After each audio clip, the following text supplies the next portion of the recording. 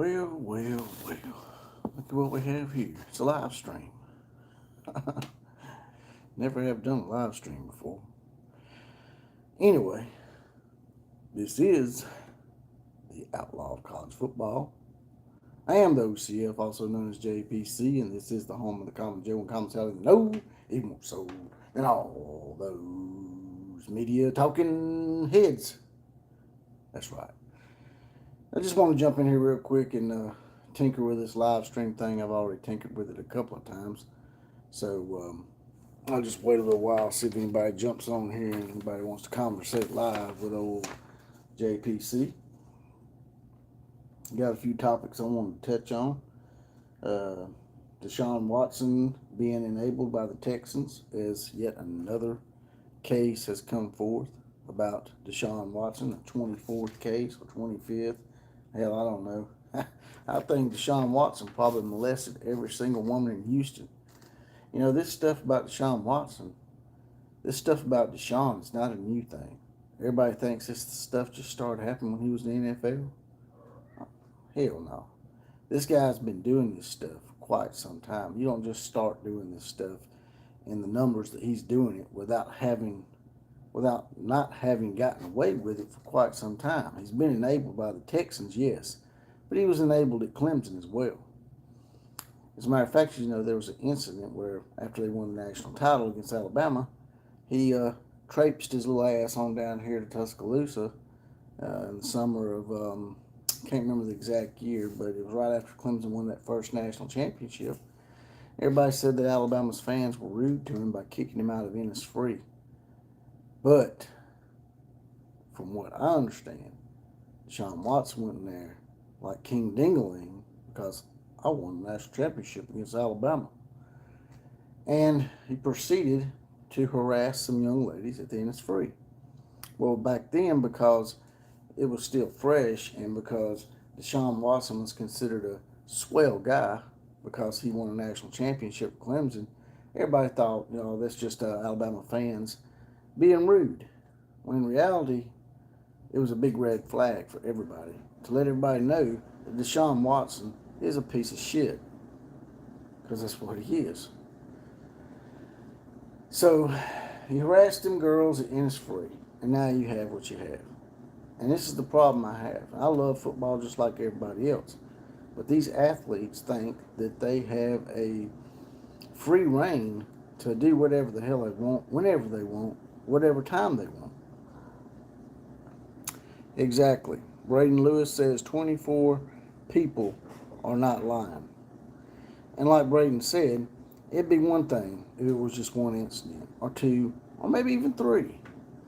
But once you get up into double digits, something's wrong, man. Y'all got to get off this shit where you're thinking, oh, these women are just gold diggers and they're out to get DeShaun Watson because he's an athlete. And we want to see him play football for our team, by God. And that's the only important thing in this world is for our team to have the best team on the football field, regardless if he goes out there and rapes your daughter or your sister or even your mother. DeShaun probably stick that thing anywhere. I mean, if there was a fucking giraffe flopping around out there in Houston, and DeShaun got the inkling, he'd probably stick it to that giraffe. But the Houston Texans are supposedly being sued as well for enabling this stuff. Why would you enable that kind of shit? You know that nowadays that stuff is just going to come forth. A lot of these guys in the upper offices of these organizations, I don't think they've quite caught on to what social media is nowadays. With social media, you're going to be outed, and eventually you're going to get caught, and whether you get punished or not, that remains to be seen, because with the way society is today, they never really punish criminals. They put them on trial, you've done a bad thing, but then they never punish them. And that's the case with DeShaun. Ever since Clemson, ever since he come down to the University of Alabama campus and harassed them girls at Innisfree, he's been enabled to do whatever the hell he wants because of who he is. And these athletes have been taught that since high school. It goes all the way back to high school with these coaches and these teachers. Let them get away, give them passes to get away with monstrous crimes. It'd be different if they was drinking underage or smoking a little weed or something like that. Baker needs a new home, and that bridge is burnt, says Jay Jones. Yeah, that bridge is burnt, but I bet Cleveland wish they had not burnt that bridge, Jay, because now Cleveland's going to pay for it, literally, figuratively, and everything. And that's what I was just now getting to. Once again, the Cleveland Browns front office, it's an ongoing joke, and has been for the last 40 or 50 years, even before they left and went to the Baltimore Ravens and somehow reemerged from the ashes. Anything with the name Browns on it for the past at least 30 years, they always, imagine, they always find or manage a way to bungle this shit. And you got Baker Mayfield, who he wasn't tearing up the world, but he was a decent quarterback. And you guys are doing decent, if I ain't mistaken. Didn't they make the playoffs with Baker? And then you're going to bring in this guy. You're going to trade Baker away and bring in this guy?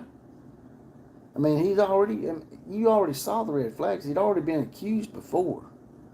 And now he comes to the Texans and is doing the same shit. And yet y'all trade for him? Put out, $140 million on somebody that might not be playing, that might be sharing a cell with Bill Cosby. But I forgot. Bill Cosby, I think he got out, didn't he?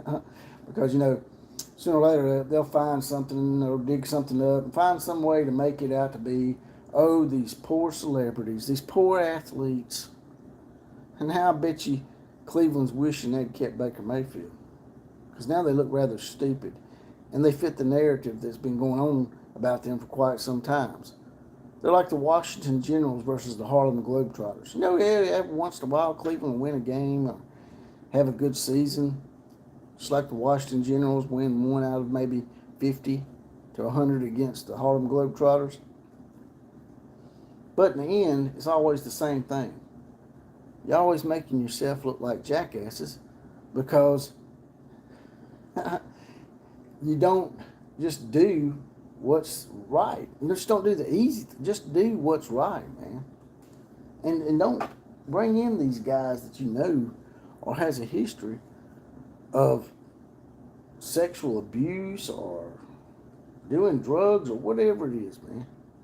I'd rather them be smoking weed than out there harassing women and trying to rape them. That's a big difference. Another thing I want to talk about today. Jack Del Rio calls bullshit on the hypocrisy when people are comparing January the 6th dust-up versus the BLM-induced riots and violence. Now, Jack's probably going to get forced out because he had an opinion. This ain't got nothing to do with someone being racist or bigoted. It's got to do with someone having a difference of opinion. And nowadays, if you're not of the opinion of what the liberal side of things want, well, then you get branded untrue labels, untrue names, like racist and bigot, when you're really not. It's actually them that's more racist and bigot because they're judging people by their white skin color. They're judging people by their beliefs. And they're doing the same thing that people done to them 30 or 40 years ago. It's the same thing. And Jack Del Rio has a right to say that January the 6th was a dust-up compared to the violence that BLM induced with a lot of these riots that went on in the past 2 years. The BLM is a Marxist, racist organization that has been implicated in sex trafficking. Sex trafficking. And for people to go to the White House and protest and for the Capitol Police to let them in, just let them in. They didn't even try to stop them. They just let them in to try to make it look like it was some kind of riot. When for the most part, it was peaceful. In every protest, you're going to have one or two bad apples. That is true. But with the stuff that was going on with the BLM, it wasn't just a few bad apples. It was people burning down people's houses, people getting killed, raped, everything. But that's okay because they're just trying to vent. They're just trying to let their feelings be known. Well, that's fine. But don't let your feelings be known by coming into my yard and trying to burn my house. You'll be just like the people in Missouri.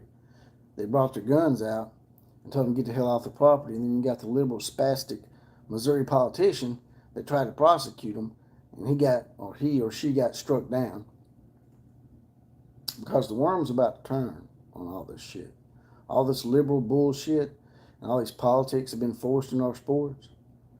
That shit's about to come to a stop, in my opinion. All right. Now, you guys and gals told me, the whole DeShaun Watson thing, by the way, going back to that, Jim Tomey and The Miz, who is a professional wrestler, both are crimes, but stopping the transfer of power is the difference. That is true, Jay. But going back to the DeShaun Watson situation, Jim Tomey, who's a longtime Brown supporter, he and his wife have pulled their season tickets from the Cleveland Browns because of DeShaun Watson. They said they're not going to support him. And The Miz, who is a famous professional wrestler in the WWE, I think he's won the title once or twice, longtime Browns fan, has said he's not supporting DeShaun Watson either. So it's not just a few radical conservatives, as they try to put it. And that's another thing.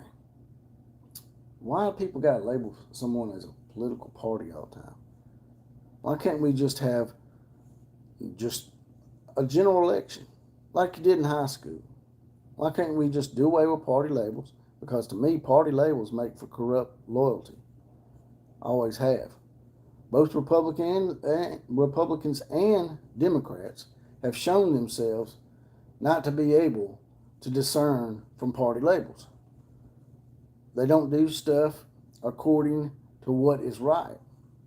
Lots of times they'll do stuff because of something their constituents or somebody in their party wants, even if it's not right. So we need to do away with party labels, period. Because every time you have a disagreement with one of these party labels, they always label you the most extreme names they can label you in relation to the other party. Like if you disagree with the Republicans, they'll label you as a liberal.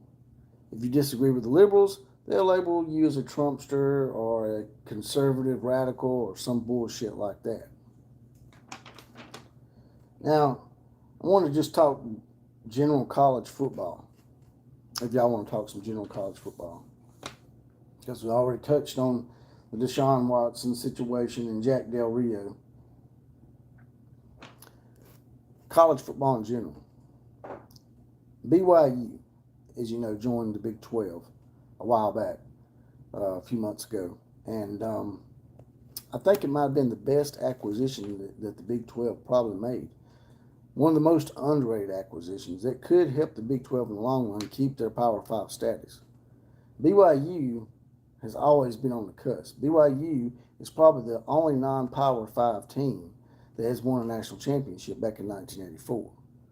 The only thing that's stopping BYU from being a national power on a regular basis, to me, has been the whole time has been them not being in a Power 5 conference.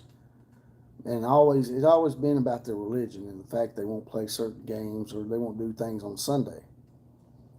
Well, finally, the Big 12 came around because they were pretty desperate for a couple of big-name schools, and BYU has always been able to beat the big boys. They're not a one-off like Boise State, in my opinion. Boise State will upset someone once a year or something, but BYU played 5 Pac-12 games either last year or the year before and won all 5 games. So they can win in a Power 5 conference. Will they win national championships on a regular? Maybe, maybe not. But they will contend for conference championships in any Power 5 conference, in my opinion. They've always shown, like I said, that they can beat the big boys, and not just in a one-off situation. They've been able to beat them multiple times in one season.